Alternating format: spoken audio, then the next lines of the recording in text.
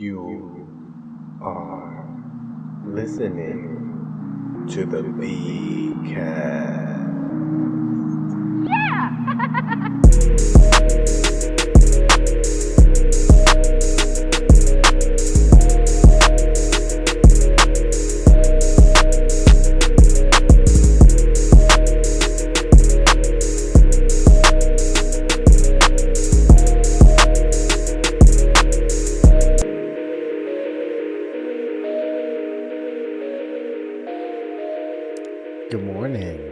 Good morning to you.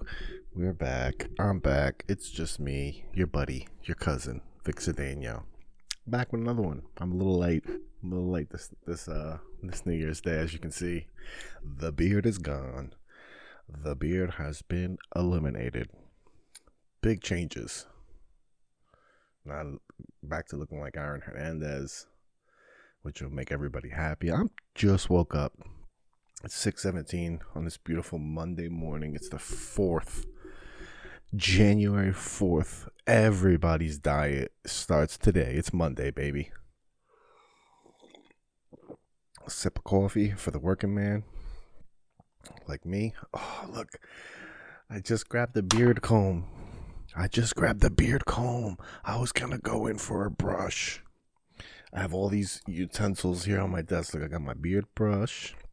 I got my beard comb that came part of a kit that I broke immediately. For those of you that can't see on video, it's a wooden comb, wooden beard brush, and I have my it's a beard comb and a beard brush that is made of natural fibers, natural bristles, and then I have my black stylish comb that I started using this for my mustache and my goatee when it got longer, but it's not fashionable. So I did that. Oh God. And then my beard balm. Grow a beard. This is from Professional Beard Balm. Being weak is a choice. Grow a beard. This is all natural and organic. I don't even know how you make organic beard balm. I don't know. But we're here in the new year and we're making changes. We're not making changes. That beard was for 2020. That was a 2020 thing. I started that with quarantine. I did not have a goal to grow a beard and look like a fucking mountain man. I just grew that because there was no barbershops, nothing. And I thought, you know what? If I look like I'm a fucking lumberjack by the end of this, at least something would have came out of it. I'm not gonna lie to you guys, I got a shit, so I'm gonna wrap this bitch up quick. It's the morning. I've been having the morning shits because I eat all of the holiday candy. That's some, a little bit, not a couple pieces. I eat all of the Halloween candy. I'm talking about bags that go on sale at Walgreens the day after Christmas, the day after all holidays that they sell candy for, like Easter, Halloween. So I just go the day after and I clean up with candy. And I buy big bags and then I eat them. They say sharing size, but I don't share with nobody. Who's there to share with? Huh? My wife? She doesn't like candy. I buy chocolate and it just sits in the cabinet. And I'm like, hey, look, babe, I bought you a Reese cup. And I buy her like a Christmas Reese cup, like a Christmas tree, or I buy her an Easter egg Reese cup, and then they just sit there in the cabinet. And that drives me crazy because candy is to be eaten. It's not to be displayed. It's not for show. All right, candy's to put in your mouth, chew, swallow, and then look around for more. That's the point of candy. That's just how it works. So I've been gorging on the candy. So today, the first Monday. Today's the first Monday of the year. So time to get my act together. I'm going back to fasting. Fasting. That means I am not eating breakfast or lunch anymore. I am just eating dinner. All right, because I don't know how to control myself otherwise. I don't want to diet. I don't want to fucking eat grilled chicken and broccoli and all that shit. So I'm just going to save all my calories for the end of the day and then just binge at night and go to sleep. It's very healthy. It's doctor recommended. So I'm going to go with it. I'm going to lose weight. Man, right before this fucking thing happened, I lost like 25 pounds. I was just looking at a picture. I started getting my oblique abs back and like the first 2 abs. Oh, it was nice. But then fucking this disease had to go around fucking killing people and everybody got scared and they had to shut down the economy. And then here we go. All right. Then we're here. Fuck it. It's the first of the year. I'm excited. I'm just excited about this year in general. Last year, we were able to do it. I'm actually posting the year in review. I have a year in review I'm going to be posting. I was going to post this, the before. I was going to post this New Year's Eve, but everybody got the Rona, and I couldn't go through with the plan of recording the podcast at the new studio with guests. So we're just here, me alone again. Just me and you. It's the way it should be.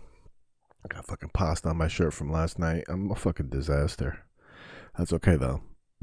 It's okay though, because I'm facing my problems. I got sued. Yes, you should probably remember from the last episode. I got sued for a G note from the radiologist for taking brain scans. And I didn't want to pay it.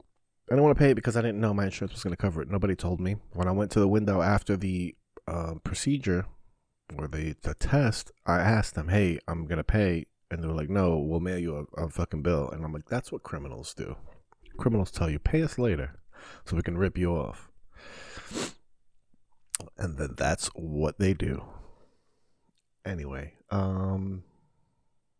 yeah, so this shit is bothering me. I gotta go. I gotta cut this short. I gotta go. This is the first episode that's actually of a legit shitty episode because of nature. All right, so I'm gonna go. I'm gonna post. This is the 2019 year in review that I'm melding with this one. So I hope you enjoy it. It's real quick. I know this is not the best episode in the world, but I hope you enjoy it. It's 2019 year in review. I never got a chance to post it because Kobe Bryant died last year in the beginning when I was going to post it. And then I ended up doing a Kobe episode because it ended up being episode number 24. So did I do 25 episodes this year? Did I do 25 episodes this year? No way. Kobe Bryant was episode 24. I'm almost positive of it. That's pretty cool. All right, that's pretty cool. I don't think that's true. I'll have to look it up. But I just had to do it, and yeah, we lost Kobe Bryant. All right, no, that episode wasn't 24, wasn't it? I didn't do 25 episodes this year. All right, without further ado, it's the 2019 year in review. I just go over comedy dates and stuff, and I hope you enjoy it, and I look forward to this year, to pumping out more podcasts, to pumping out more content, to making this show better, more enjoyable for everybody to listen to, including myself. I need to start listening to my own podcast so that I know what's funny and I can show it to you, and I can send it to you on Instagram so then you'll listen. All right? That's the way it works. Listen, thank you very much. I hope you all have a happy new year. I love you. I'm your cousin. That's the way it is now. I'm just your cousin. If you're listening to this right now, we're cousins. All right, because when I grew up, all my friends that I loved that weren't my friends, that weren't my family, I used to tell people that they were my cousins. That's what I always do. So now, you're all my cousins. I appreciate y'all. Love you. Mwah. Enjoy 2019 year in review.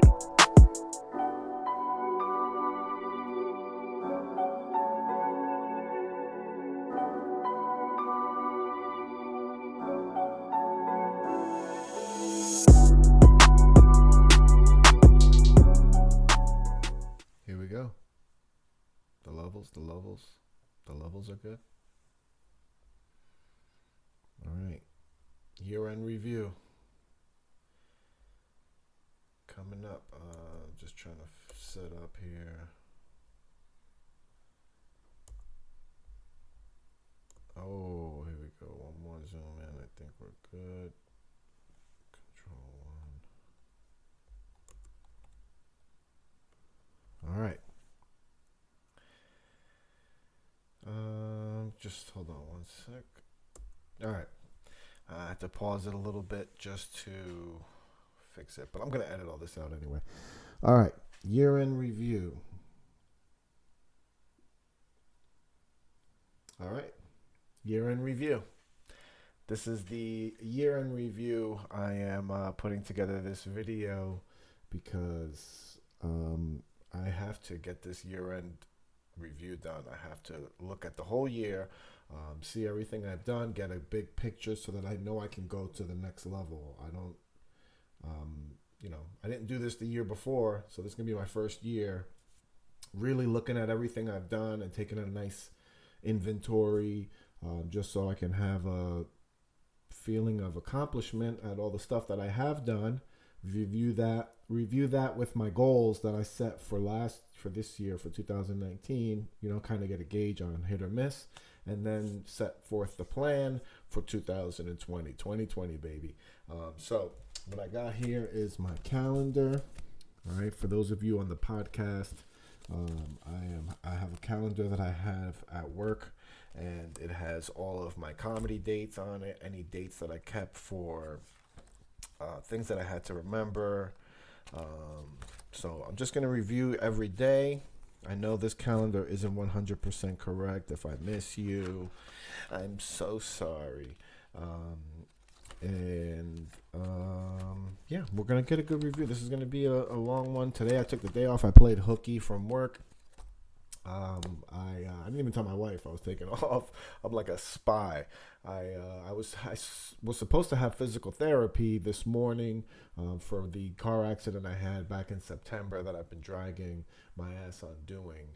And I got there, and there was something with the insurance where I had to put money out of pocket, and I gotta look into it further. I'm not gonna just start paying just because people say you owe money. I need to investigate more, and I think you should do the same thing for your insurance. Like, if you go somewhere and you're not expecting to pay money and they ask you to pay money, ask questions. I made the mistake like last year of doing that when I had a scan on my brain because I was having migraines and blacking out. That's a whole nother story. But I went for a brain scan, really intricate test, and as I was leaving, I was like, all right, I'll pay the insurance deductible. I think it's like $250 for a specialist or something. I knew it was coming for a special test or something like that, and they were like, no, we'll send you the bill in the mail. And I was like, all right. And I didn't ask questions, and that's where I messed up. I should have asked questions. I ended up getting a bill for like $1,100 that I was responsible for. But had I known these things up front, I wouldn't have agreed to the test. But that's not the way the healthcare system works. All your stuff is in the background. But anyway, that's for a whole nother conversation. I got to stay focused here. All right, I got to stay focused. This is the first video I'm making, I think, in the new studio. You can see the wood paneling behind me. And I'm just looking at what I can see on the thing because of my watch, because I'm 2020, baby. All right. As you can see behind me, I have the contestant doors where, magic contestants can come through. One's a closet, so if you come out of that one, we'll welcome you in 2020. If you come out of the closet door, that's 100% acceptable. The other door leads to the rest of my house. So if you come through there, right now I'll probably be terrified because nobody else is home. I played hooky because I wanted to get this done. I wanted to spend the day just thinking about myself and reviewing, reflecting, and trying to get ready for the year to come. All right, so how am I going to do this? What I wanted to do was just to review all of these dates, and then kind of just talk about the shows, maybe take some notes here. I have this nice moleskin notebook that I barely write in. I saw something that said the boiler room set. Back when I used to prepare for the boiler room. There's some good stuff in here. All right. So I ended up turning this journal into like a free writing journal, just so I can sit down and try to write streams of thought. and I don't do it very consistently. I'm terrible at writing, and I'm terrible at being consistent at anything right now. So, we're just going to start with little steps. There's this, I wish I could remember her name, psychiatrist or mental health professional, whatever, on TikTok. And she made a video about building confidence with yourself. Like if you struggle with depression, and if you struggle with, I don't know what the heck the freaking premise of the whole thing was, but bottom line is what she said was, if you make small promises to yourself and keep them, like you start earning trust with yourself. Because a lot of times when you do make a lot of promises to yourself and you break them over and over and over again, you lose, you lose credibility with yourself, and it's just a long rabbit hole. So one of these little things I'm trying to do this year is to make promises to myself and keep them, and to, if I'm going to do something, do it. Like, don't say you're going to do something if you're not going to do it. Like, the whole year I'll just spend planning on doing things and, trying to speak them into existence, but then I don't follow through. So here we are. So 2019, year in review. All right. First show of 2019 was in Secaucus, New Jersey, Blackjack's. It's a nice little bar. I think it is a restaurant too.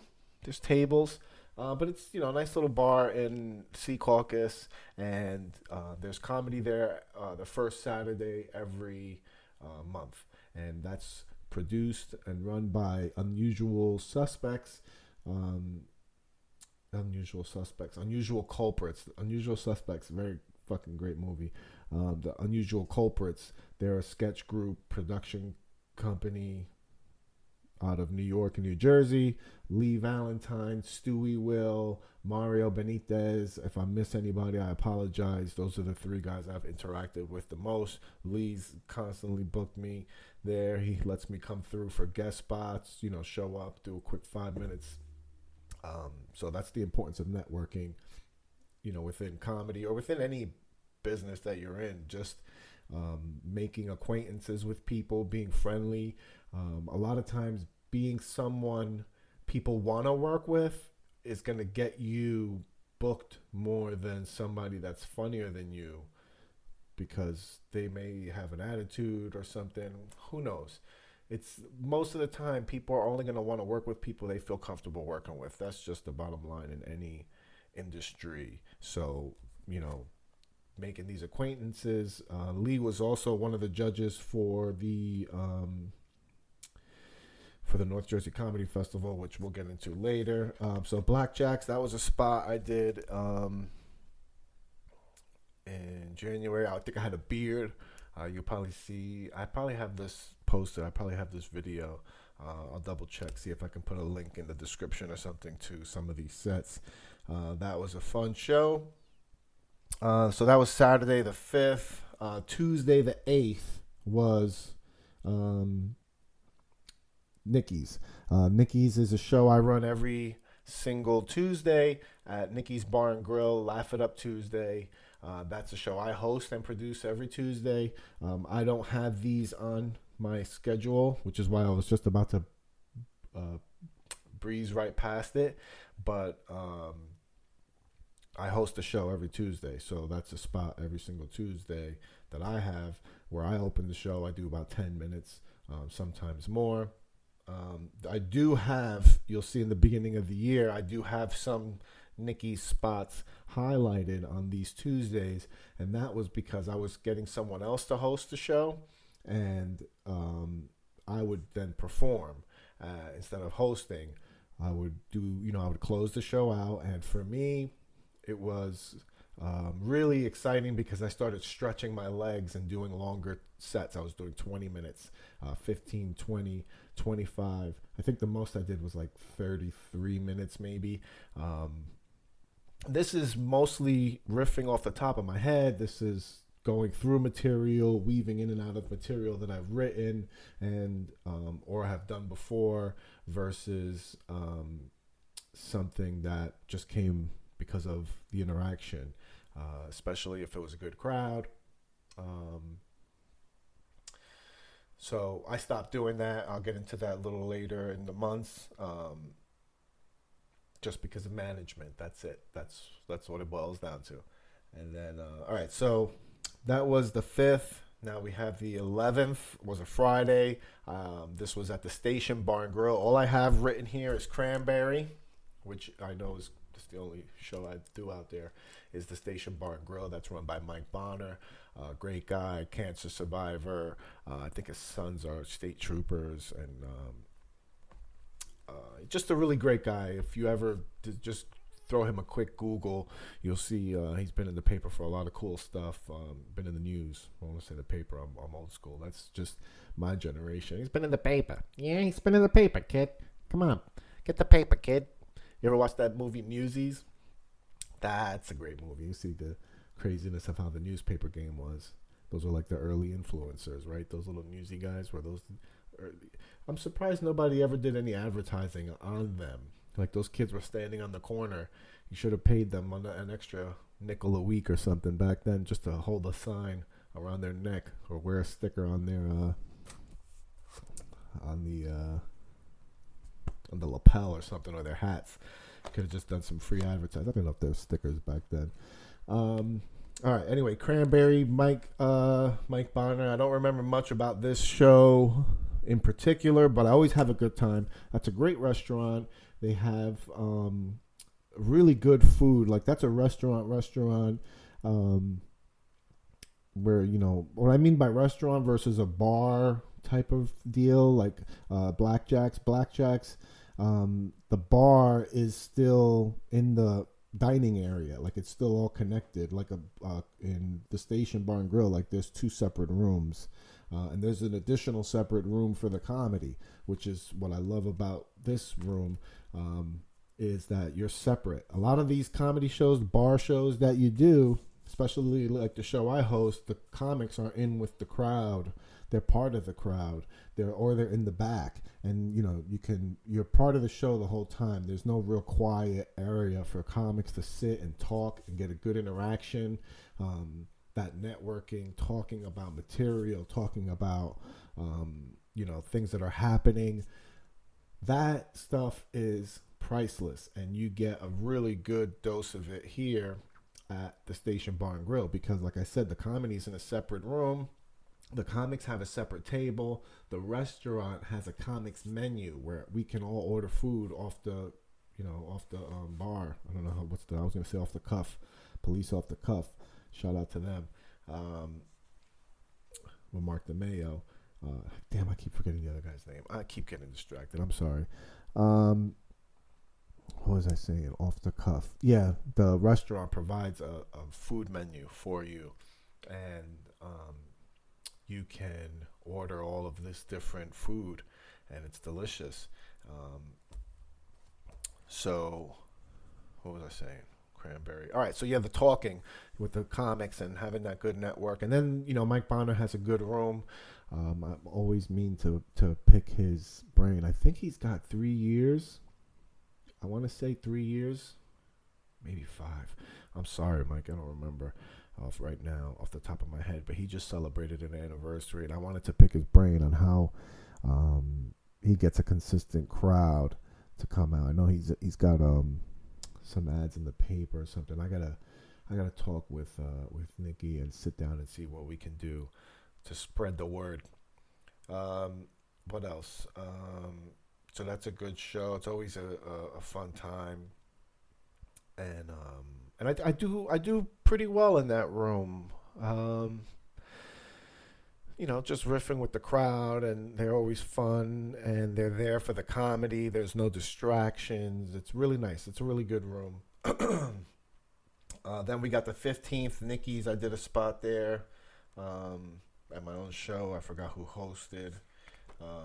Then we have the Wooden Spoon, January 24th. The Wooden Spoon was in Glen Rock, if I'm not mistaken. The Wooden Spoon, no.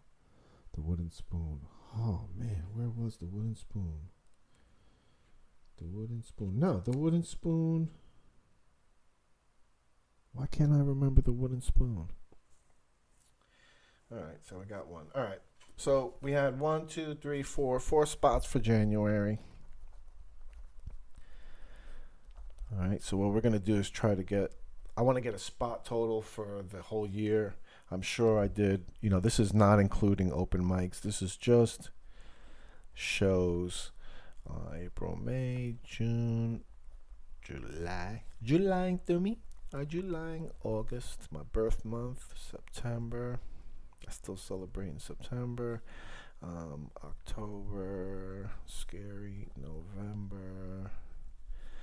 Get to eat, December. Celebrations all over the place. My wife's birthday is December. And that's it. All right, so June, August, September, October, November. All right, so 4 shows this month. I'm gonna try to do better this month. I don't have any shows lined up for January, so that's another thing I gotta do today. Is I need to make a nice catalog of all the producers and bookers that I talk to and deal with on a regular basis that give me spots, and then I need to set up a contact system. Am I going to contact this person weekly? I need to talk to this person, monthly, whatever the case is. I need to make sure I hit them up, say hi. It's not just about always asking for something. Hey, how you doing? How's everything going? Do you need anything? Can I do something for you? Very good way to jab, jab, jab, like Gary Vee says, right? Jab, jab, jab, right hook. The whole philosophy behind that is that you provide value to someone first, and then in return they're going to feel compelled to, give you what you want, or which is the main payoff, is just that you feel better, like you just get that connection. Like if I just do something for someone and don't expect anything in return, it's just good energy you put out. And guess what? When you think other people aren't paying attention, other people are paying attention. And if people notice how you interact with other people, that makes you more attractive for other people to want to interact with you. You have to remember, people are paying attention. When you're interacting with people that you don't like, when you're interacting with people that don't like you, all of those interactions, people watch what you do. And I know it's cool to say I don't give a fuck what people think, and that's good to an extent, but there's also your reputation, and your reputation is important. So how you interact with people and how you interact with people that don't do anything for you, other people pay attention to that. People pay attention to how you deal with the waiter. People pay attention to all those things. And whether they do it consciously or subconsciously, I really believe that people form a perception of you, and their inner security systems put up walls like immediately. Like, when you get that feeling about somebody and you don't know why, it's because you may not see it, but there's something inside of you that does, and it recognizes that. And it's just good to pay attention to that. So, all right, that's January. The wooden spoon, man, what is that? The wooden spoon. All right, I know what the wooden spoon is. Boom. I'm glad I remembered. Shout out to Gnome Promotions. All right, the wooden spoon was not that show. I have that is that show. The wooden spoon. I have the poster there. I'm going to hang that poster up here somewhere. That's the only poster I have with my face on it for a show. That's the wooden spoon. I can't believe I forgot that. Maybe that's not the show, the wooden spoon. The wooden spoon, that might be the show I got booed at. I was doing a show for, shout out to Known Promotions and Michael Marino over there. I keep calling him Michael Marino. What an idiot. Because of the comic Mike Marino, and then I have another comic, Michael Marino, local comic, upper New York State area. Funny guy. Anyway, Lawrence Marino, Known Promotions. That's who got me this spot right here. At the Wooden Spoon. This is in Bloomfield. I'm almost positive this is the one that I got booed at. And that was maybe not the one I got booed at. That might have been in the summer. I'll get to that too. I think we'll get to that. But the Wooden Spoon, that was known Stone Promotions. No, I did not go to this show. Did I have, I think this is the show I canceled. Sure was. Yes, it was the show I canceled because I had, I gotta take that spot down. So 1, 2, 3, only 3 spots. I canceled this one because I had chicken pox for adults. God, I can't remember the name. Chicken pox for adults. I had to break out right here across my chest. Man. Oh my God, I can't believe I can't remember the name right now. Chicken pox. I have to Google this now. Chicken pox for adults. This is disgusting that I can't remember this name right now. And it's just going to shut everything down right now because I have to stop and look it up. Chicken pox for adults.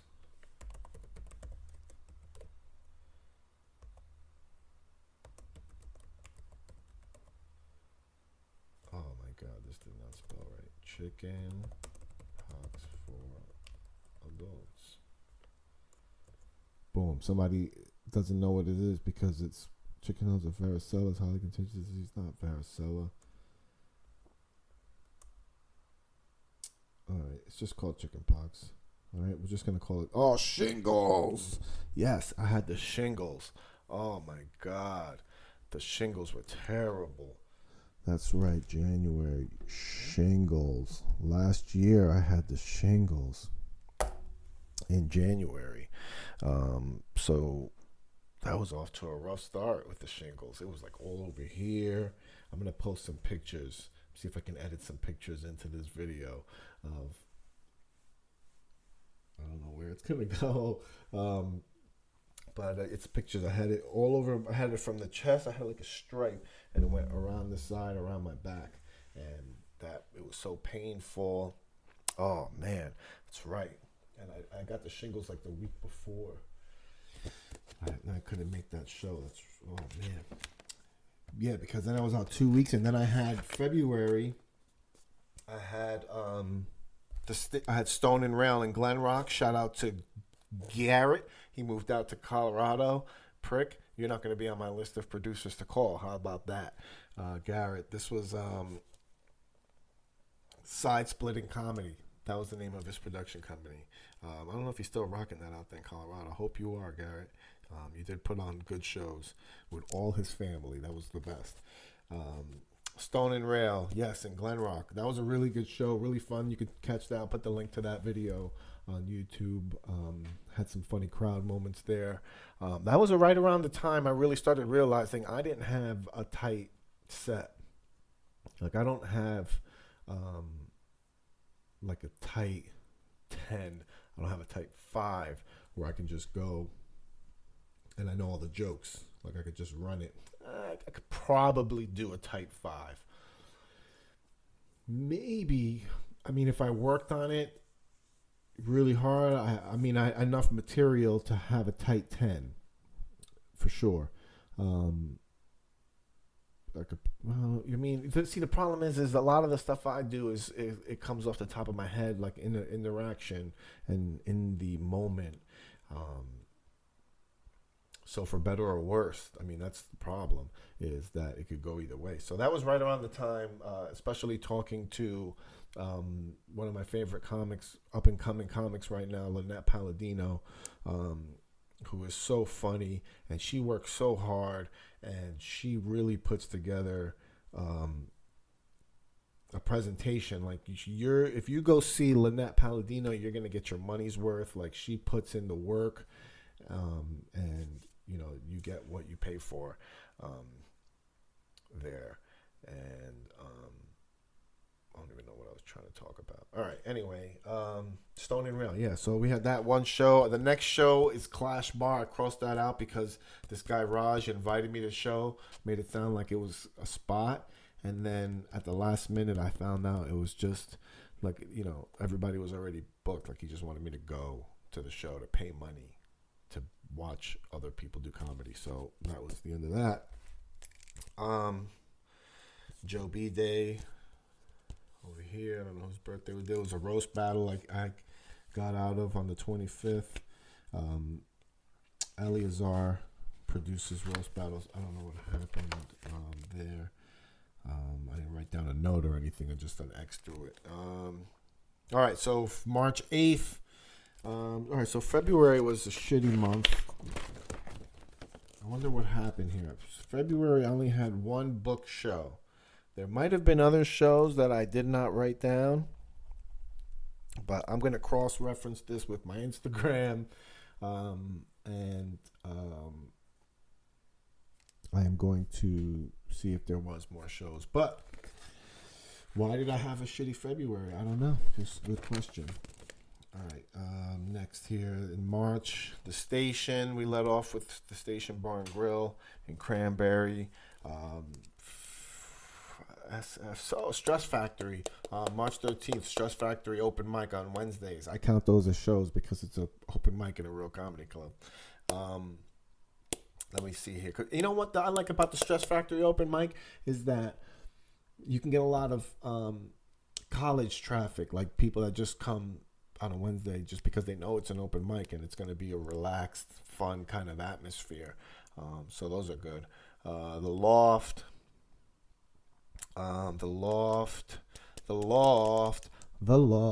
was the comedy dungeon that we had in Patterson. Me and Clint Esposito, Comedy Collusion. This was a spot that he found, and it was nice. It was a really good spot. We got really excited about it. It was, what we wanted, to be able to do comedy at a spot and be able to seat about 80 people. And I think we already got was like 30. We never really got a chance to get grinding. They wanted like instant results, and they weren't prepared for us to sit there and build an audience. Nobody knew there was comedy there. Why would anybody go there? It's a banquet hall. People don't even know there's a restaurant there. So you have to get time to build it, and we didn't get that amount of time. So I think we only put on like maybe 3 or 4 shows there, maybe a few more than that. But it was fun while it lasted. Good experience. More exposure for us. Just to get out there and be trying things. Even if you fail, I feel like when you're trying things, people see that you're trying things. People see that you're working, and that is attractive as well. Just to see, people like to see other people hustle, or if other people are hating on you, then that's another positive. Like if nobody's hating on you, it's because you're not doing anything. Like that's how I feel about it. That's how I feel. Like if nobody's hating on me, I'm not doing shit. Nobody is hating on me unless I don't hear about it, but whatever. I don't care about that. So that was the Loft, the Station. That's 2 spots. Stress Factory, I'm not going to count. Laugh It Up Tuesday. That's another one in the books. And then Black Box Theater, March 22nd. I remember that show. A buddy of mine from work came to that one. That was done by Fat Comedy. Rafael Hernandez, funny comic out of Jersey, out of North Jersey, Dominican dude. He's very skinny. That's why his name is Fat Comedy. He's a really funny comic, and he has these shows here sometimes at the Black Box Theater in Teaneck. A nice little space. It's mostly for like improv. I don't even want to say improv, like actual theater plays, like maybe musicals. I think they might have done Cats there or something. But it's a nice spot. The only weird thing about that place is the bathroom is like if you have to go to the bathroom, you have to walk right in front of the stage. You have to come down from the seats and then walk right in front of the stage. So you just look at somebody go to the bathroom like you shithead. Like, what are you doing? But I mean, that's not a big deal. That's another place, has a green room, which is fun. I love places that have green room. Nothing makes me feel more like a comic than a spot with a green room. As cheesy as that may seem, I don't care. So that's it. So that's Black Box. So we had 1, 2, 3, 4 spots this month that are on the record. We're off to a really great quarter here. All right, we're 8 spots in for the quarter. Not bad. And on to April. All right. TDC. It's probably meant to be TCD, the Comedy Dungeon. That's what we let April off with. A show there. And then we had on the 11th of April, Zona Tribeca. One of my favorite shows, hands down, to be on. It's a city show in the basement of a Mexican restaurant, Zona Tribeca. It's in Tribeca, on Tribeca. I think it's on Tribeca. No, it's on Greenwich Street. I don't fucking know. I'm not a city guy. That's a really dope show. That's run by Eric Miller and Kevin Sanchez, two guys that have become good friends of mine through this comedy deal. I met Kevin at an open mic at a bringer I was doing in Broadway Comedy Club, and Broadway Comedy Club. Yeah, I met Kevin. Oh, I just shook the whole camera.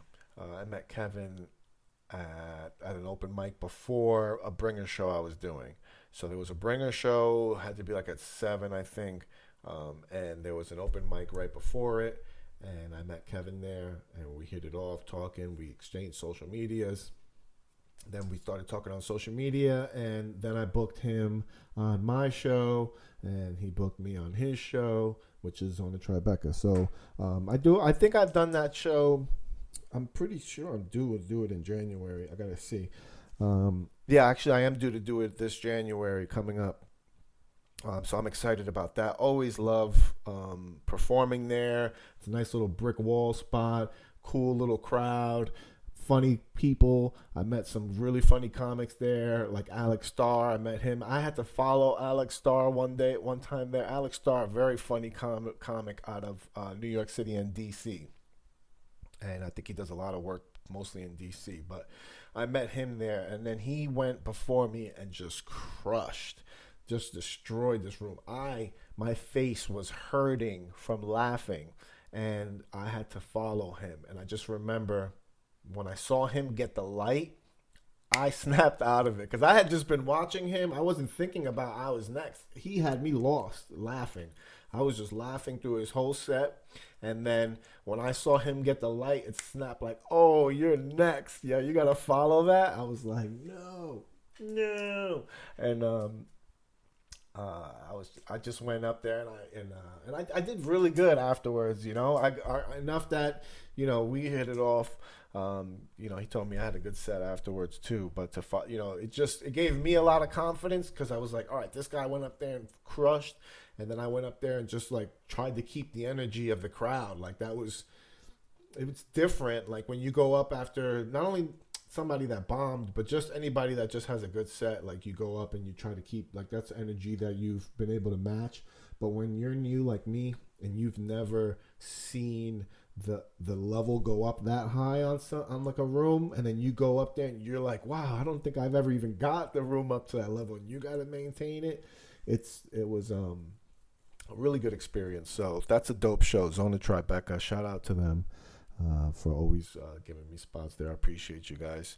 After that, we had Producers Club that ended up moving.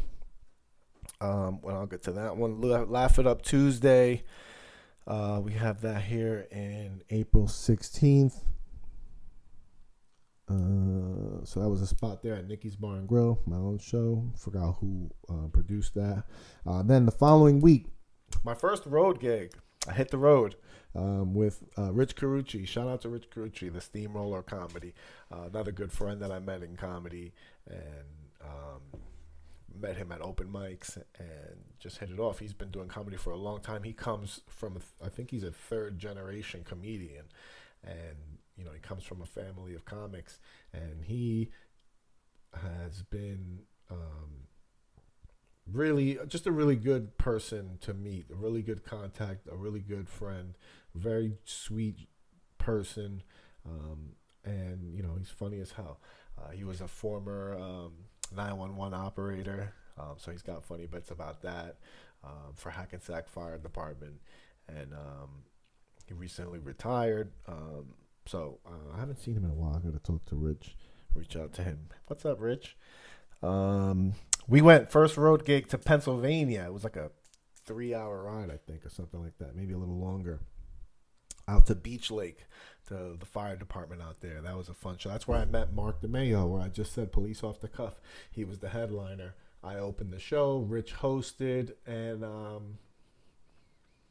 man, there was another comic there that I met who was featuring. Excuse the slurp.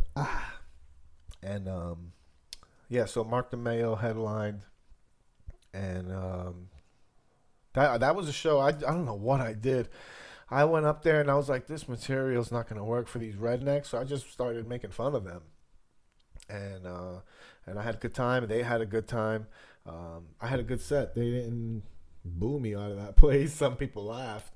I didn't kill. For sure I didn't kill. But I had a good set where, nobody was upset, right? That's all that matters. People had a good time. People smiled. I made people laugh. I didn't kill the room, but, All right. Then we have the Producers Club. His name is on the edge of my throat.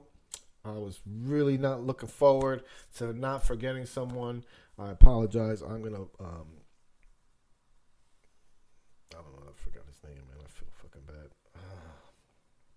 It's just, sometimes you meet people and you don't have many interactions with them, so you forget their name. I'm terrible with names.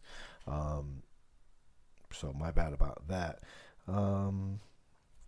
What else? All right, so that's the show's. Producers Club is a show in the city. It's at the Producers Club. That's the name of the place. They have like a whole bunch of different rooms where they produce shows at, all types of different kinds of events. They have a bar. Very nice little spot. They got Mark Norman there. For those of you that are, need a name, there's so many other funny comics that go through there as well. So that's dope. 1, 2, 3, 4, 5. 5 shows. I have also the Comedy Dungeon put here and crossed out on the 19th, but that's because that's pretty much around the time that it all fell apart. So 1, 2, 3, 4, 5 shows. April. All right. Now what are we talking about here? Let's go to May. May, I was beat the whole month until the 19th of May. I have Carucci here, but I don't remember what I did. Carucci. Yeah, I don't remember what I did with here. Carucci. Oh, all right. No, we do have something to talk about here. The Bowl Show. Right here. All right, so Comedy Dungeon, another crossed out date here in May.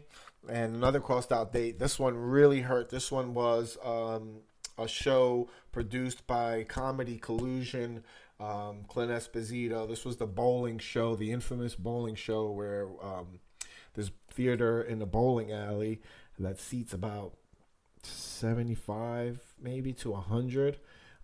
They, worked out a deal with Clint, and we had booked Aaron Berg. We had Aaron Berg. Myself featuring for Aaron Berg. Like, this was going to be my first featured show for a national headlining comedian. I was so excited about this months in advance. I didn't say anything until they started advertising, and then I was on it trying to promote this show. And I really thought this was going to happen, and things fell apart with the venue. First, they wanted a bigger feature, so I got bumped from the feature spot. All right, let's just get that clear, because other people were bumped for the show. Because I was bumped from the feature spot, then they were upset. And I wasn't. I mean, I was upset, but I didn't get mad at anybody because, I just, I'm in a different place. But I was just upset. I got bumped from the feature spot because they wanted a bigger name feature. He got Karen Feehan, who co-produces and co-hosts a show with Aaron Berg. She is a city comic. She's a real legit feature comic. So I didn't have a problem with that. I got bumped to opening. the show, which I'm still on the show. That's why I wasn't upset, because I was still on the show. So, no disrespect to anybody else that was upset, that got bumped from the show. 2 other people did get bumped from the show because they had to give more time for Karen, and I was going to take less time and take the opening spot. And the show ended up getting canceled after that, because then they didn't sell any tickets. The bowling people were like, hey, no tickets are moving. And then we're like, well, Clint had been following up with them about promoting the show, and they weren't responsive, and they kind of made it seem like they had everything handled, and they didn't. So the show ended up not happening, but I was excited for that one, and it didn't happen, and that's it. You move on, and other things happen. I ended up, you'll see later, my Ehrenberg problem. All right, whatever. Carucci, I don't know what happened on the 19th for Carucci. It just says Carucci here. Oh, this was a party that he threw that, and I ended up not being able to make it. I think that's what it was. Carucci party. That's what it was. Party. I ended up not making it. Then we have a doubleheader, 2 shows. One night, I had a show at Rivara's in Fairlawn, and then another show at Rhino at 10 p.m. Or was it an open mic? Was it a show or an open mic? No. It was a show. This was a show with Dave Namery and Jimmy McDonald. Jimmy McDonald and Dave Namery, both funny North Jersey comics. And, Dave's a really good friend of mine. Jimmy's a friend of mine. And they put me on this show. It was like a show about high school. Was it? No, prom night stories, or prom night, prom night stories. That's what it was about. So it was a 10 p.m. show at Rhino, and then Rivara's 8 p.m. Show at Rivara's in Fair Lawn, New Jersey. It's a restaurant and bar, nice place, and True. Shout out to True Story for booking me out on that. Then I had another spot at Nikki's, Big Mike show. Shout out to my boy Big Mike. He hosted this show that Dan Soder headlined, and I just went as a guest just to support my boy Big Mike hosting. He's been to a lot of my bringers and shit, so shout out to him. Then June 1st. June 1st on a Saturday, I had a spot in Jersey City. I don't remember what that show was. You know what? I didn't count May. Let's get the tally. The tally for May is 1, 2, 3 spots. All right, 3 spots in May. June's a little better, though. June looks nice. June, we had Jersey City. Don't know what we're leading off with here on a Saturday. Jersey City spot. Gosh, I don't remember what that one was. I'm thinking it was probably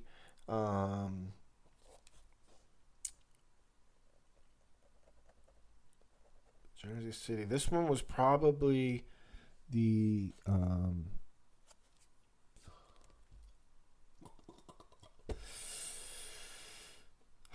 porno show for Ange. All right, I'm going to give Ange credit. Angela Shop. Friend of mine. I love Angie. Thank you for booking me on this show. This was if this is a show that I think it was, this was a really fun show. I wish I had the video for it. I think Ange does, and it was going to work its way into an Adult Swim thing that she was doing. That ended up being put on hold for personal reasons, but that was if that was the show that I believe it was, the Jersey City porno show, which I just keep saying porno show like it's a comedy show. That it was just a porno show. You just talk about dirty shit. All right, now that was that. Then we had June 4th. We had the one night event. I hosted for the World Series of Comedy. It's a national festival.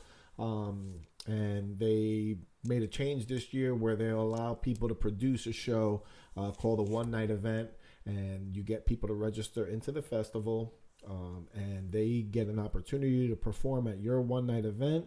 And if they win the one-night event, they go directly to the satellite event, which for us was Boston and at Laugh Boston. So you, I think it was like $45, I think, registration, something like that. You register, and instead of just submitting a video, you submit a video that gets, selected. That might be you submit a video that they look at to see if you get selected to move on to the next round, right? Normally, that's how normal festivals work. Normal festivals, you don't get to perform just by submitting. Sometimes, they have to,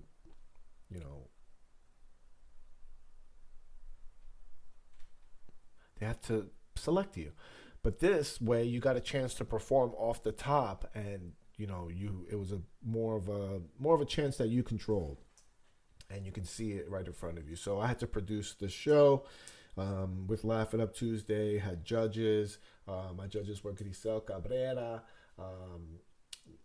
Mike, who's Nikki's ex from Nikki's Bar, and the other judge was it J-Lat? I think it was J-Lat. Pretty sure it was J-Lat. We're going to say J-Lat. And they picked a winner. The winner ended up being Dave Namery, who we just talked about. And he went on to Laugh Boston, and he lost and completely shamed us. But we still love him. Then that was the one-night event. Then on Thursday, the Gnome promo show. Now, this was the show. That other show, the Wooden Spoon, that was the show I got booed on. This show was... I'm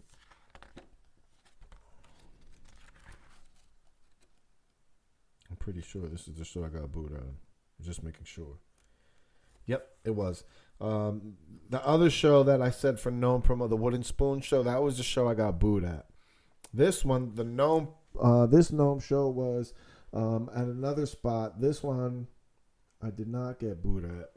Hold on one sec. I need to get the name of this place. The Saloon. That's this one. This one was the Saloon.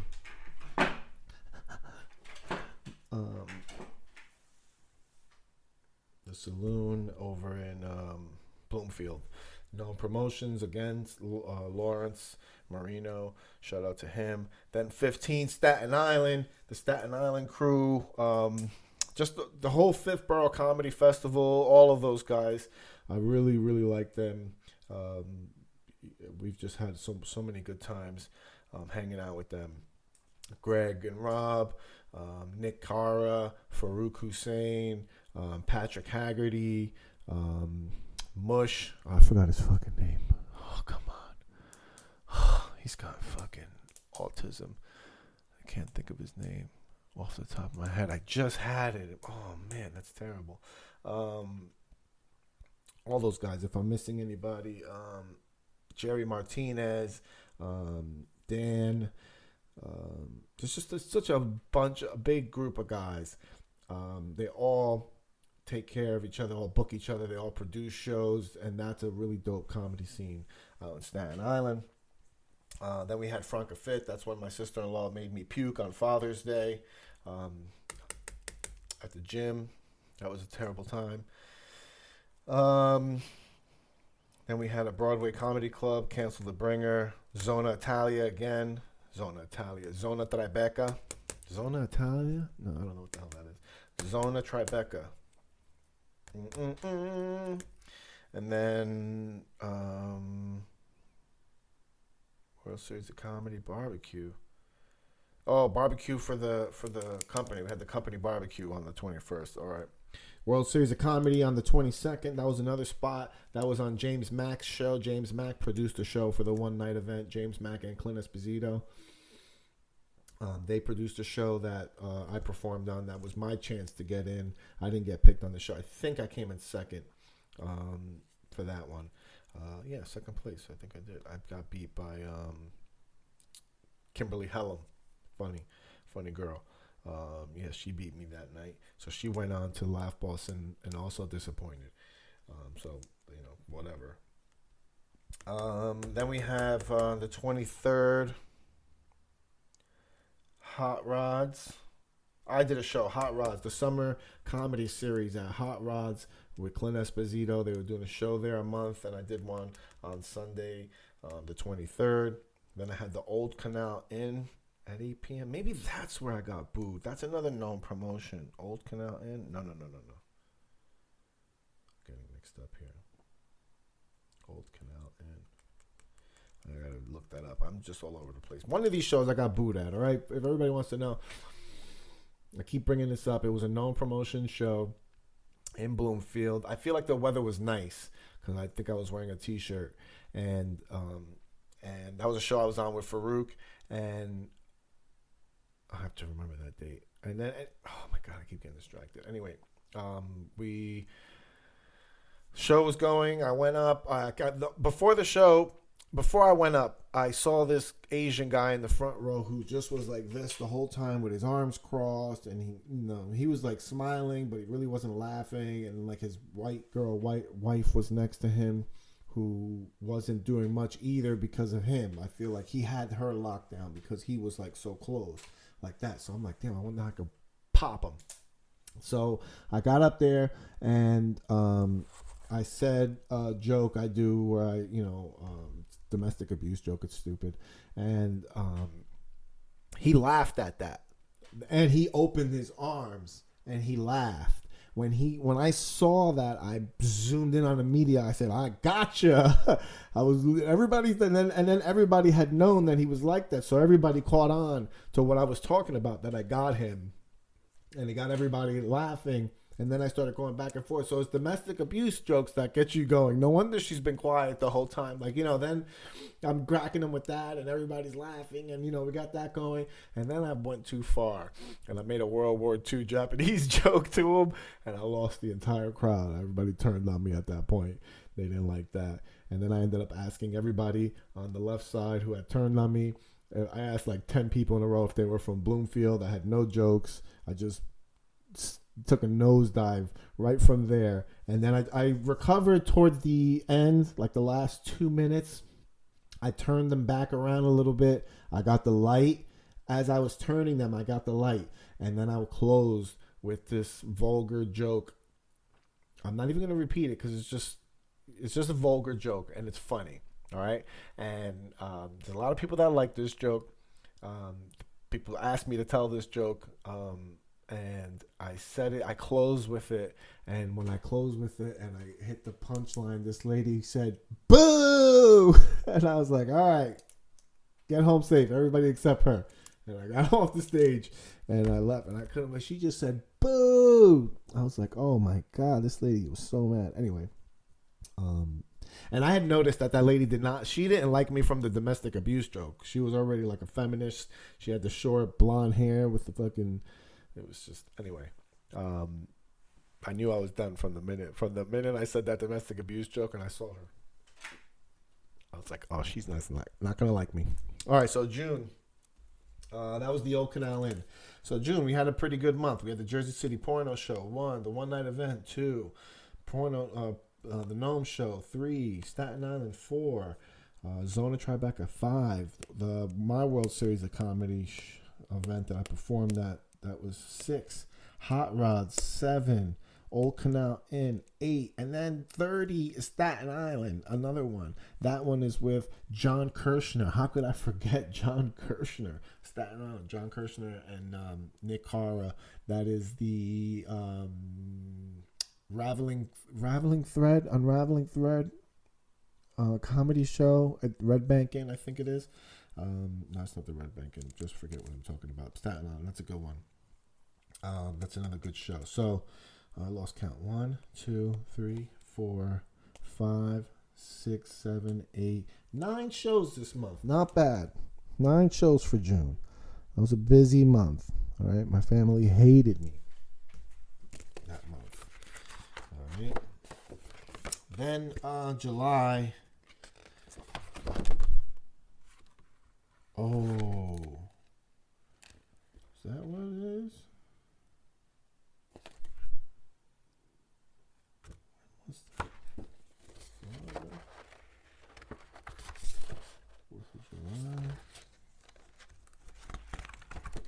Oh, yeah, okay.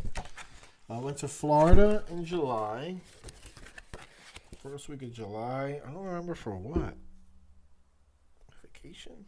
Because my mom was sick this year, so I'm just trying to see if I went for her being sick or was it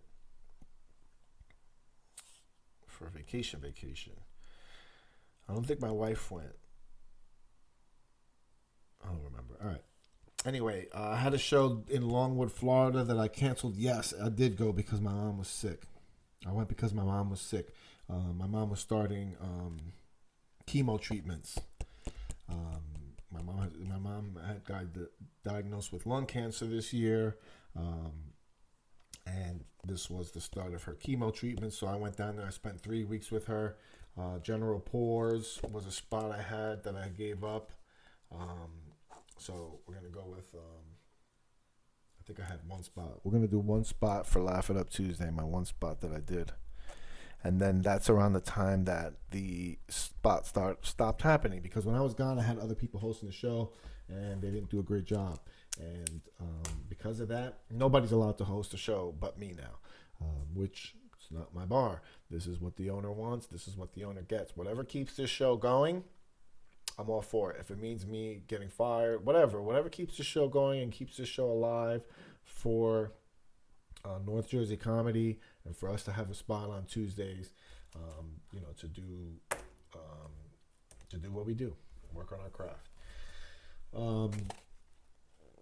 So that was around the time that that stopped. So then nobody else is allowed to host a show anymore, which means I host a show. Which I think this year I'm going to even host a show and still close the show out because I'm an animal. It's my show, so I can do whatever I want. All right, so we go into August 3rd. Was it the Williams Center?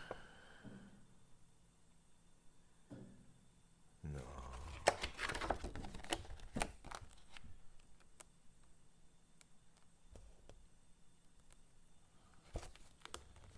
Oh, yeah. Oh, my God. Okay. August. The Williams Center. My buddy I went to high school with is on the board of the Williams Center in Rutherford, the Williams Center of Performing Arts. They have a movie theater there, and they also have a stage and a theater. So they have comedy there, and Sam Morril was performing there. And my friend Matt asked me if I wanted to do a spot there, maybe even host a show. And I was like, hell yes. So he told me, he doesn't do the comedy. He could just get me in. He doesn't book the comedy or anything, but I can go down there. And worst case scenario, if I can't perform or if there's no room for me or anything, then I can,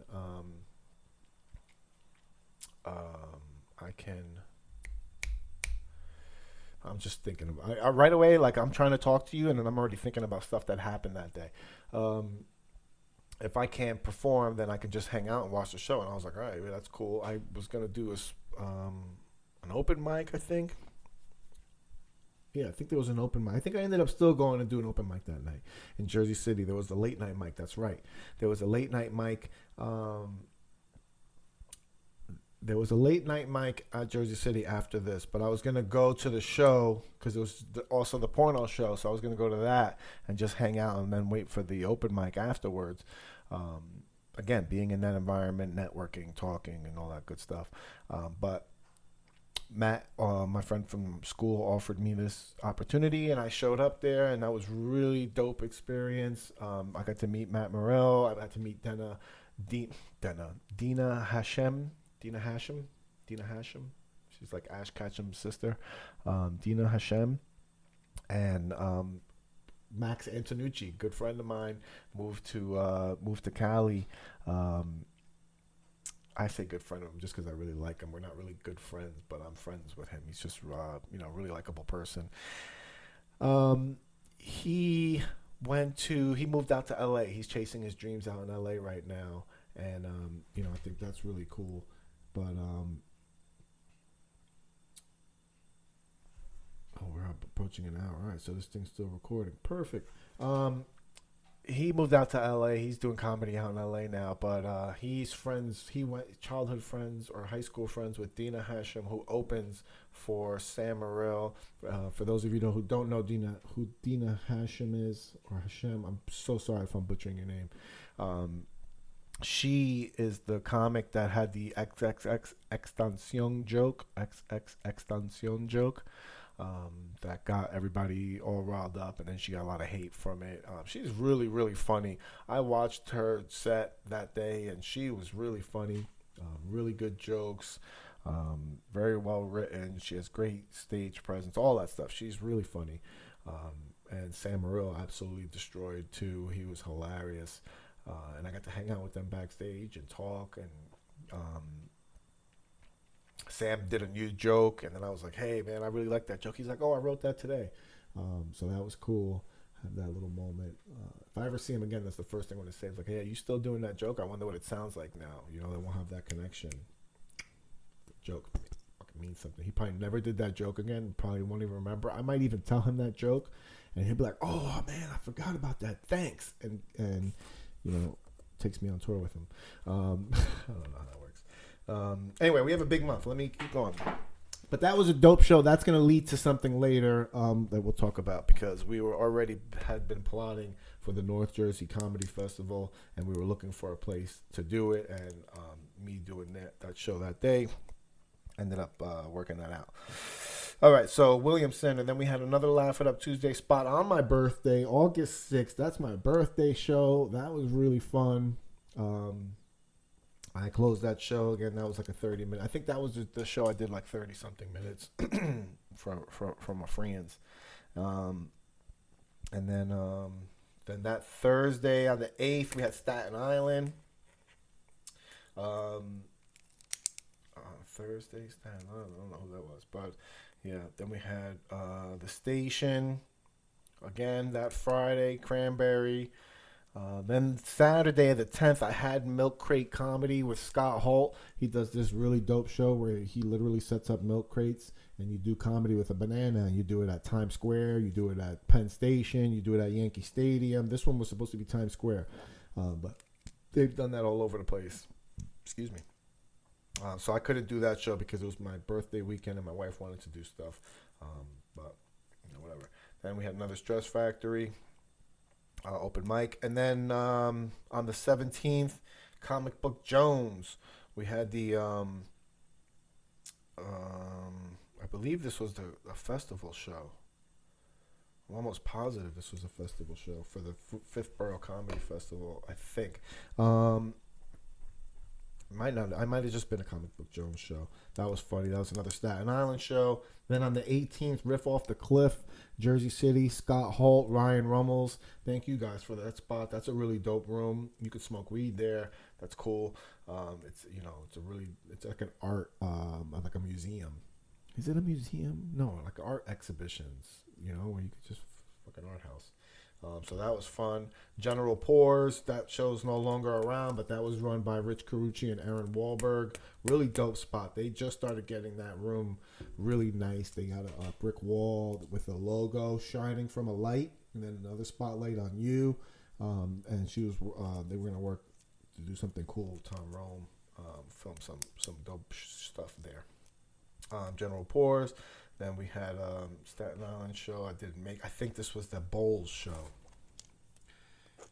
And I couldn't make that. Then Heights, Blazo, spot there. That was a feature spot at an open mic. He does an open mic and then does feature spots to make sure.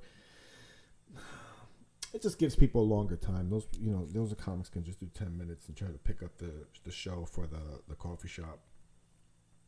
Then we had a cool party. I don't think I went to that party. That was a party I got invited to but didn't go.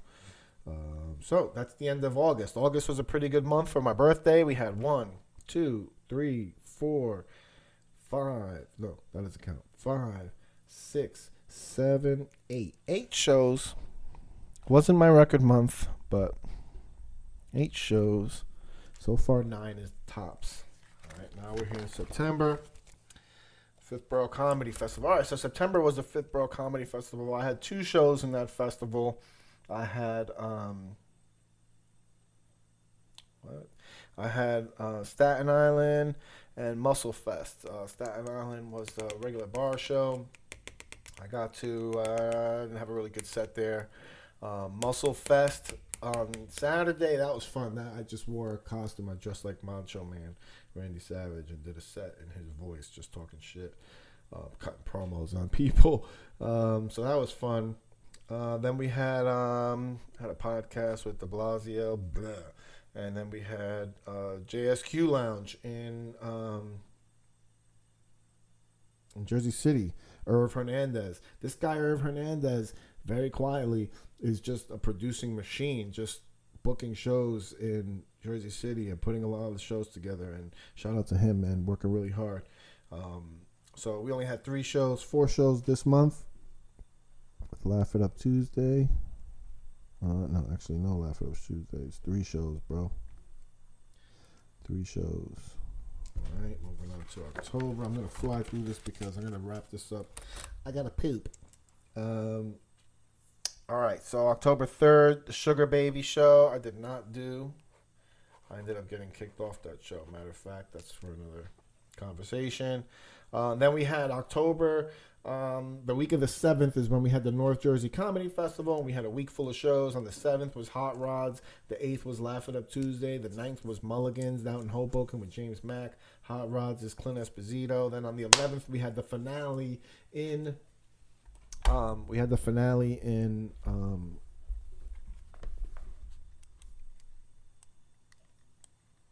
shit, I'm messing stuff up here, guys. Sorry. We had the finale at the Williams Center. Aaron Berg headlined. So that was a full circle of how I was supposed to be on a show with him. And then I was just like, fuck it, I'll book him myself. No, that's not how it happened. But it just ended up working out that I ended up meeting him anyway and being on a show with him. I hosted that show the first half, and then Clint Esposito hosted the second half. That was fun. Good experience. We didn't lose money. We didn't make money, but, I mean, we didn't make a lot of money. I made like $20 literally off the whole festival. So people think that we made a killing, or people think that this was a wash. We'll just say that. There won't be another festival next year. And then that's it. We don't have to talk about it no more. All right. So we had that show, those shows this week, and then my mom had surgery the Saturday after the finale for the North Jersey Comedy Festival. My mom actually had surgery that morning of the festival, and then I flew out to Florida that following day. I stayed out there for a week and a half with her after the surgery, just to help her recover, help my family and everything. She's doing great, by the way. They think that she doesn't have any cancer left, but they still have to do a couple tests. So, we'll see. She's really did a great job fighting, whooping that cancer's ass.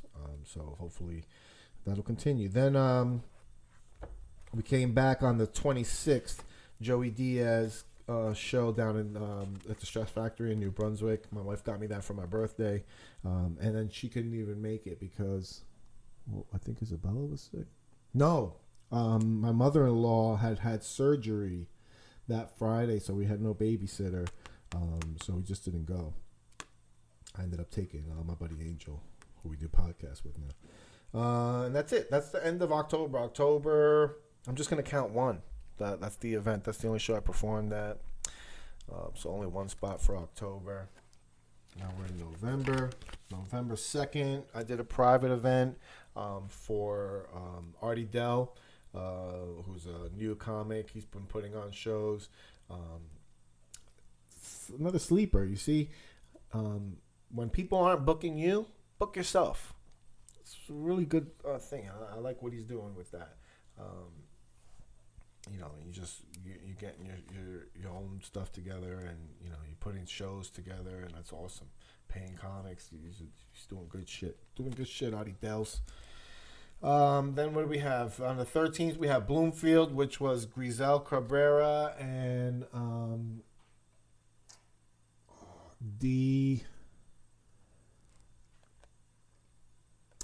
sorry I forgot your name, bro. But this is I want to say this is Good Vibes Comedy Show in Bloomfield. I forgot the name of this place, but it was the same place. I was there on Wednesday for this spot on the 13th, and then on the 15th I had the roast of True Dan's in the same exact room, which is funny, on the same show. But that show was good. I had a good time. I actually ruined the joke and had a guy walk out on me on that show for Giselle Cabrera. It was my Chick-fil-A joke. I messed it up. I said it wrong, and it came out really hateful, and the guy, I think, was gay and got up and walked out. And then there was True Dan's was on the 15th, the roast of True Dan's. That was fun. Did a podcast that month, too, with Dave Hodge. And then we had the LITM Black Box with Zach and Pat show. That's right, Zach and Pat show. Zach and Pat. So, November was 1, 2, 3, 4 shows. 4 shows in November.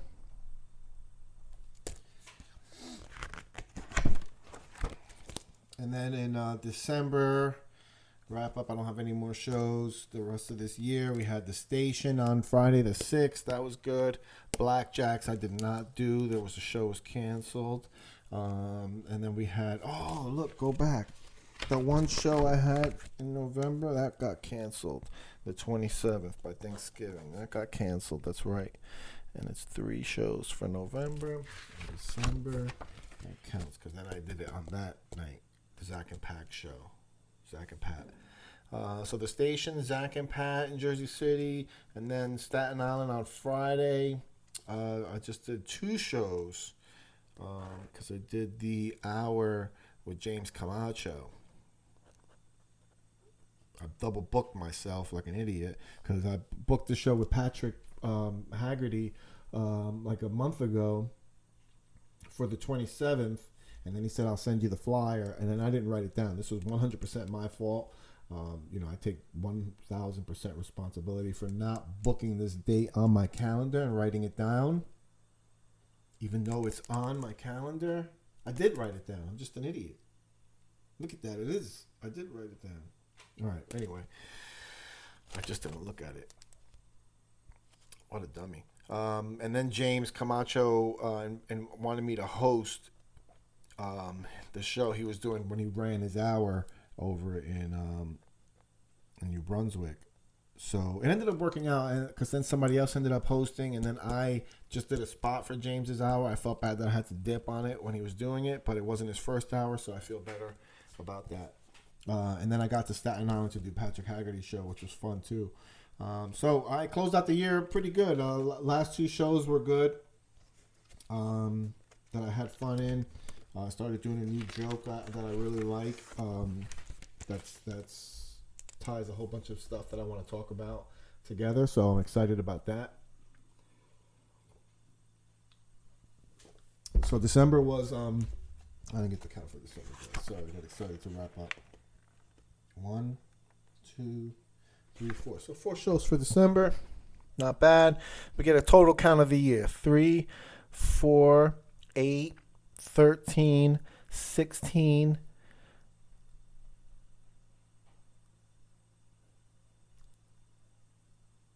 Start over. 4, 8, 13, 16, 25, 26, 34, 37, 38, and then those 7 is 45. So 45 shows for the year. Is that really? Let's double count that. 4, triple count now. 4, 8. 8 plus 5 is 13. 13 plus 3 is 16. 16 plus 9, right? 16 plus 9.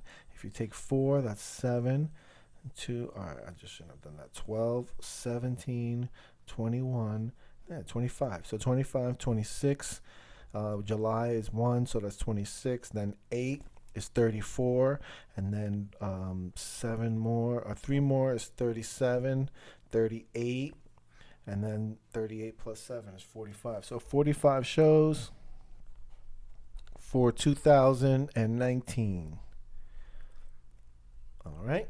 That's the shows that I have on the calendar. That does not count the shows that I actually did. That may be a little bit more. Shows that I get booked on last minute and all that stuff, or that I don't write on this calendar because I am unorganized.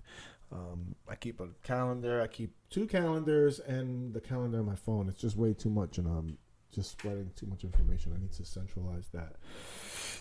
All right, so what do we got? 45 shows. It's been a great year. I wouldn't say great. I don't know why I said great. It's been a good year. Great. Nothing really stands out to me other than I'm still alive. I learned a lot as far as just more about like my comedy and, you know, things to avoid, things to, you know, things that I probably should have thought out more before starting this train of thought. I've gotten paid more, which is what I said I wanted to do. One of my goals, and actually, you know what? I think my goals for 2019 are here.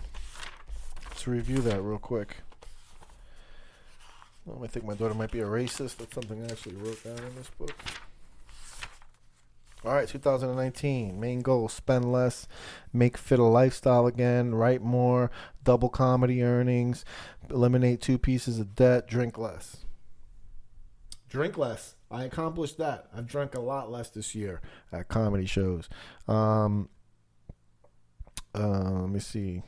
Double comedy earnings, I'd have to check. But that might be a possibility. Make fit a lifestyle again. No, it's not a possibility. I mean, did not happen. All right. All right, so we're going to review all this stuff. Thank you. I don't know if you stayed with me this long. I don't know what your problem is. But I hope you do the same thing for yourself. Review what you've done. See if, you can have some sort of a metric. I think it was pretty cool to review the year and think about it. It's going to be good, too, when I go back now and make a list of all the producers that I want to contact for spots and set my months up so I can start doing more spots. That's what it's all about. I want to increase all these numbers every month. So that's it. That is the year in review. Thank you so much for paying attention this far. I appreciate you. And that's it. You can follow me on Instagram. Vic is funny. Vic is funny. Vic is funny. VICIZFUNNY. It's like that on Twitter and Instagram. Vic is funny. isfunny.com. I don't know. I gotta figure something out with that. Just hit myself with this. And that's it. You're listening to my dad of the Vic Cedeno.